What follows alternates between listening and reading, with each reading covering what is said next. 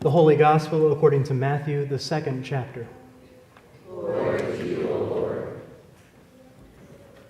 In the time of King Herod, after Jesus was born in Bethlehem of Judea, wise men from the east came to Jerusalem, asking, "Where is the child who has been born King of the Jews? For we observed his star at its rising and have come to pay him homage." When King Herod heard this, he was frightened, and all Jerusalem with him. And calling together all the chief priests and scribes of the people, he inquired of them where the Messiah was to be born. They told him, "In Bethlehem of Judea, for so it has been written by the prophet, 'And you, Bethlehem, in the land of Judah, are by no means least among the rulers of Judah. For from you shall come a ruler who is to shepherd my people Israel.'" Then Herod secretly called for the wise men and learned from them the exact time when the star had appeared. Then he sent them to Bethlehem, saying, "Go and search diligently for the child, and when you have found him, bring me word, so that I may also go and pay him homage." When they had heard the king, they set out, and there ahead of them went the star that they had seen at its rising, until it stopped over the place where the child was. When they saw that the star had stopped, they were overwhelmed with joy. On entering the house, they saw the child with Mary, his mother, and they knelt down and paid him homage. Then opening their treasure chests, they offered him gifts of gold, frankincense, and myrrh. And having been warned in a dream not to return to Herod, they left for their country by another road. The Gospel of the Lord. Praise to you, O Christ.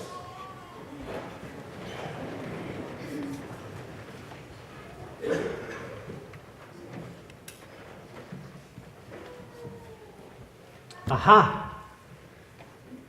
Have you ever had one of those epiphany moments? Aha! You know that moment where you realize something, when that light bulb over your head suddenly turns on? The moment when something that seems so unclear and confusing for so long, somehow now, all of a sudden, makes sense. It could be something that's really deep or profound, like solving a problem that you've been working on for so long, or figuring out how something that's fairly complicated actually works, or realizing for yourself the meaning of life. Anyone figure that out? But an epiphany, this revelation or insight, might also come as something really silly and mundane, like finally catching the punchline to a joke a minute or two after everyone else did. Anyone? Or realizing for the first time in your life how the word Chihuahua is spelled. I mean, come on. You have to agree with me that it looks like Chihuahua, right? Go ahead, write it down in your bulletin, see if you can spell it without looking it up. That was an epiphany for me. But this epiphany, whether big or small, exceedingly profound or ridiculously mundane, this epiphany is a realization. It's figuring something out, or having something finally revealed to you, which is also something we would call a manifestation. Something physical that is being put onto something that's not physical, that's abstract. Being able to see something that was previously unseen. Being able to comprehend something that was previously not understood. And really, in a sense, that is what happened at Christmas, right? This God who had previously been unseen, or had been so abstract in how we've come to understand God, finally gets meat on the bones, literally, and comes to life among us. Jesus Christ, God incarnate, God made manifest, was born into this world so that we all can realize or figure out more about who God is and what God is doing for us. I mean, that in and of itself is an epiphany. But why are we still here, nearly 2 weeks after Christmas, still talking about this? Well, one, we should always talk about it, but two, traditionally, 13 days after Christmas is when the church celebrates this Epiphany. It's on that 13th day of Christmas, January 6th, which happens to be a Sunday this year, that we recognize the story of those magi or those wise men who finally encounter the baby Jesus. And when they do, they are so overwhelmed that they can do nothing more than to kneel down and pay homage and worship this child, and then present him with what we have considered some fairly strange gifts. Maybe you picked it up in the gospel reading, but this isn't necessarily the Christmas pageant version of the Christmas story where everyone that's in this manger scene, the angels, the shepherds, the innkeeper, the donkey, the stars, the wise men, and King Herod, where they're all together in the same room to find this newborn at the same time. All of those pieces happened in different stages and in different gospels. This story is a journey of different groups as they realize who God is at different steps along the way. Which is why this church celebrates this long journey the way that it does. Because as I often talk about, for many of us and for much of the world, Christmas ends on December 26th. Christmas music was gone from the radio stations, decorations were coming down, trees are out on the curb or packed away in the attic. I still remember just a couple years ago that I went to a store on December 27th or 28th, and I was hoping to find a couple Christmas items that I could store away for next year, thinking they would be really on sale, only to find out that after Christmas sale that I was looking for had happened the week before Christmas. And that anything that was left over was already packed up and out of the way to make room for spring items. I mean, this is how we've been trained to think about Christmas and the Christmas season. Now, if that's your practice in your home, I'm not here trying to shame you about this.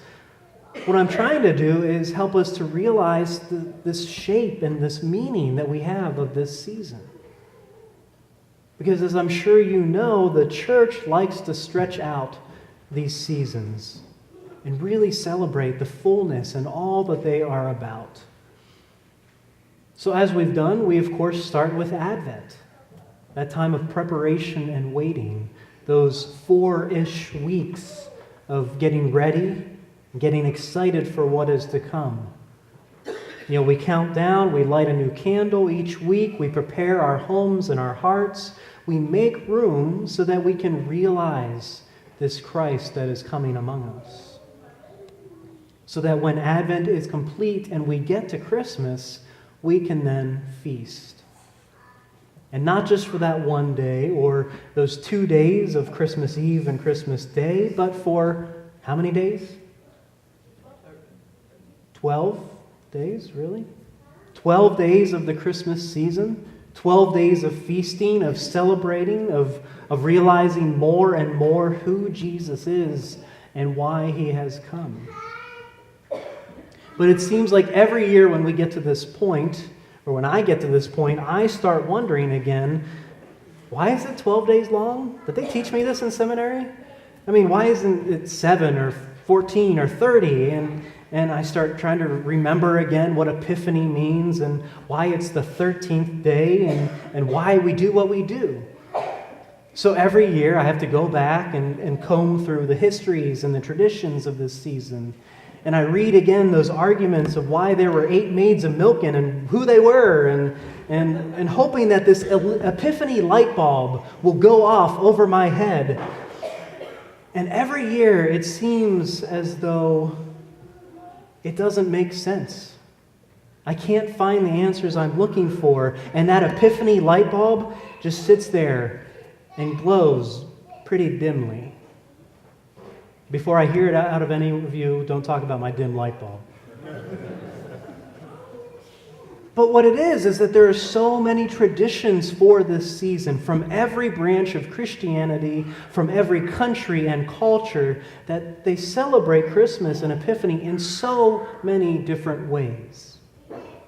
Which means for us that from all of those different traditions, we have this opportunity to encounter for ourselves how God has been revealed, how God has been made manifest to us here today. Which means, of course, that we start by looking back. In the time of King Herod, after Jesus was born in Bethlehem of Judea, wise men from the east came to Jerusalem asking, "Where is the child who has been born King of the Jews? For we observed its star at its rising and have come to pay him homage." That is the story we hear every year on Epiphany.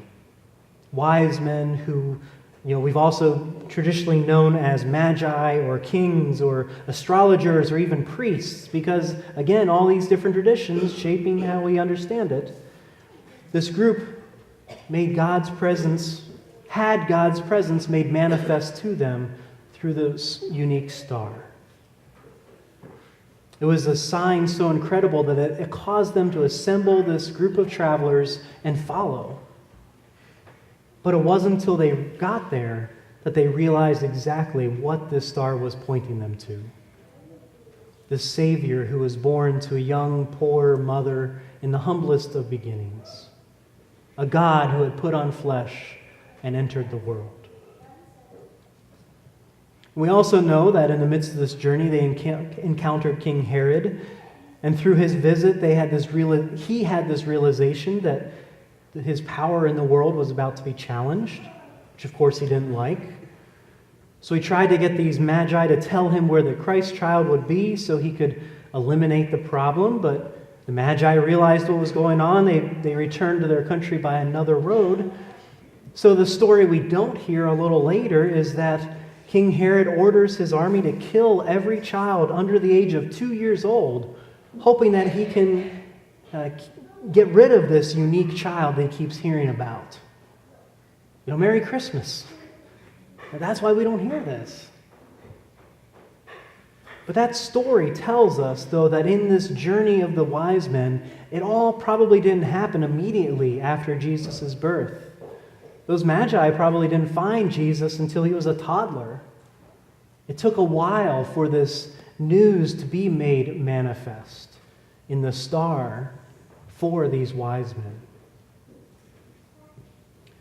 So that story and all of these traditions show us that these epiphanies are not always immediate. Christmas Day is great to celebrate the birth of Jesus and God's incarnation into this world, but then we get these 12 more days to continue the celebration and this acknowledgement of so many others who are part of this journey. And then beyond that, we have more and more of this story revealed to us each and every day of our lives. So that makes this story part of our story. This is our life of faith, learning more and more about who Jesus is and having revealed to us just how his life makes a difference for us and for the world. And that's what this season is about too. In the coming weeks, we're going to hear stories about Jesus' baptism and his first miracle in his ministry, and we're going to encounter those first epiphanies of where Jesus revealed who he was. So my prayer for you as we conclude Christmas and enter this Epiphany season is that Jesus' birth would help you and show you who God is and allow you to continue to celebrate who God is in all the days ahead. Amen.